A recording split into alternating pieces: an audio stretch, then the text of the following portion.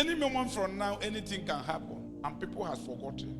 Any moment from now, you might hear trumpet at the four corners of the earth. Any moment from now, you will see people disappearing in your presence. And this message has been forgotten from many pulpits.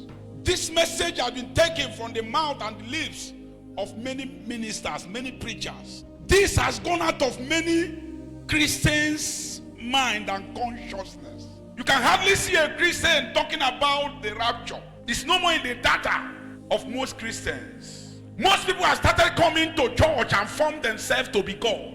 Nobody wants to know again that the reason why he or she came is for God and God alone. And if really you are coming for God and God alone, you should be humble and be loyal and be submissive and be dedicated fully to that God. God can never and will never in life, in the history of life, if there is any other life to come or to live, God can never share his glory with any man. He's only man that can never accept or condescend himself to share his glory with any man. God is supreme. His supremacy is all and all. Take the word and give me God.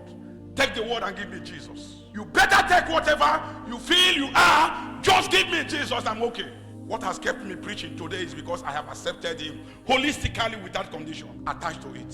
So you are not seeing what is happening in the world, and that has not telling you that something is about to happen. You have forgotten that any moment from now something will happen, and that is why you are taking the gospel for granted.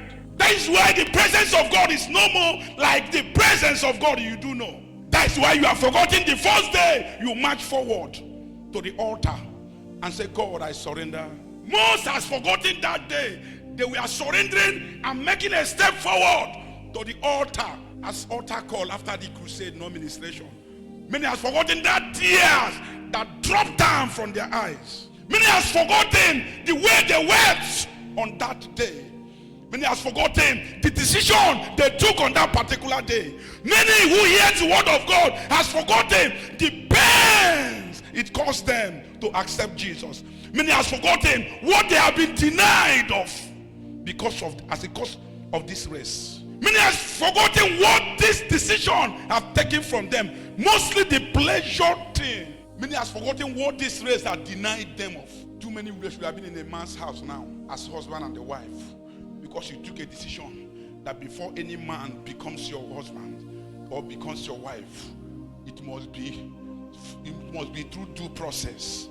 As a matter of that, I can't sleep with a man before getting married. You took that decision because of Christ, not because you don't love sleeping with a man. The pains it costs you. Suddenly, the same man that you deny sleeping with before getting married is now marrying somebody very close to you, and you watch all this. You bear all these pains, and you want it to go like that. There is something you should have signed. Just sign, and you become whom you are. You become somebody in life. I call it somebody nobody. You become a somebody's nobody. Just you sign something, and you are uplifted, and you refuse signing, and you saw people that queue with you and signed, and today they are the upper chamber.